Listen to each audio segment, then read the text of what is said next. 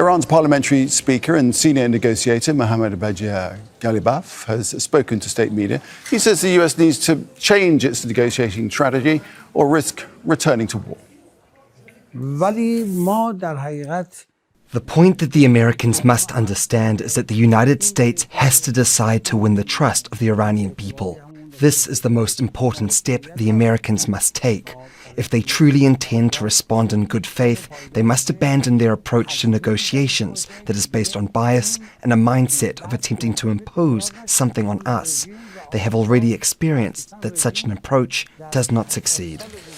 Let's explore where we're at with Mostafa Khoshcheshm, who's a professor at Iran's University of Applied Sciences and Technology, also a journalist and political analyst, joins us now from Tehran. So welcome back to Al Jazeera.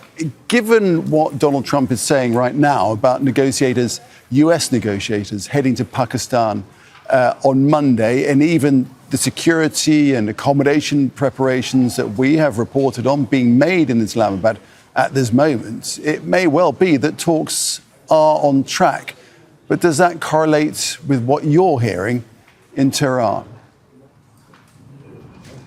Hello, Nick, and thanks for having me again. Tehran has not yet adopted any kind of official position on this offer.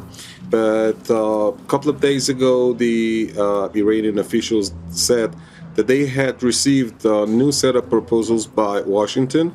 But if you just listen to Iranian chief negotiator Mohammad Ghalibaf last night, you would realize that it's likely that the new proposals have been the same as before and have not been palatable to Iran. So personally speaking, I guess that Iran is not going to go there. If you just take into consideration what the Iranian Foreign Ministry spokesman said today, a few hours ago, he was protesting at the U.S. sea blockade, saying that it's a violation of the ceasefire terms. So it seems that Iran is not really fond of the new round of negotiations, at least it appears to be so.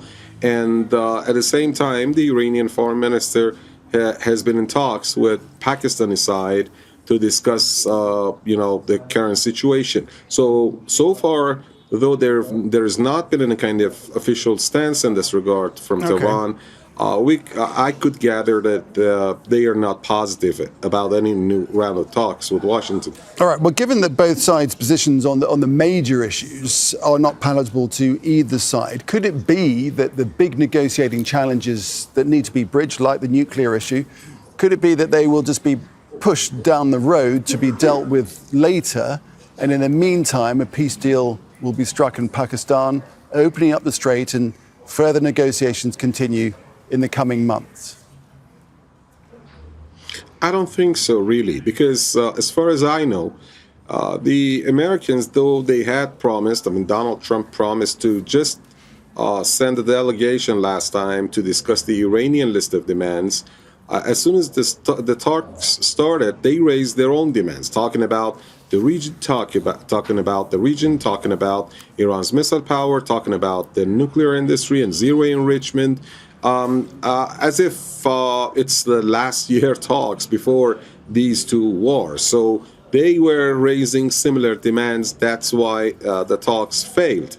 So it seems that either there should be an all-inclusive deal or there would be nothing here, especially considering that there are many in Iran believing that any further ceasefire or extended ceasefire would work in Americans' interest, considering that they are bringing, new ammo, a new aircraft, another aircraft carrier to the region to complete the sea blockade, as well as efforts on the way by the United States to replenish and refill its ammo and equipment in the region and bringing more troops. So the Russians have warned Iran in this regard through their media twice in the past few days. So but it is a fragile, dangerous game, Mostafa. Sorry to interrupt, but it is a fragile, dangerous game, isn't it? Because Trump says the US will knock out every single power plant and bridge if Iran doesn't play ball. And if that happens, it doesn't look like victory for Iran, does it? Is the calculation within Tehran that Trump will not carry out that threat? Yes, of course, we are back to 10 days ago when Donald Trump was threatening to raise down or raise off the Iranian civilization, talking about destroying all the infrastructures. You know, this is war. Nobody likes war, but defense is the only way out, is the holy, thing for anyone, not just for Iran or Muslims, all throughout the world. If you come under attack, if they want to bully you and occupy your home, you resist. So that's the way Iran thinks. This game is who can endure more pains for a longer time.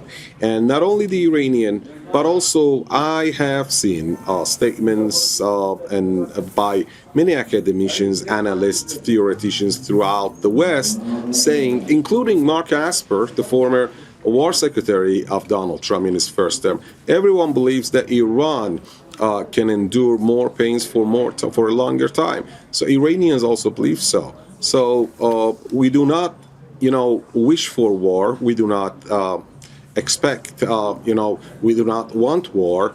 But there is no other way but to resist against Donald Trump. Otherwise, this will end really badly for Iranians. Okay. Mostafa Khoshcheshm, appreciate that. Professor at Iran's University of Applied Sciences and Technology. Thank you, sir.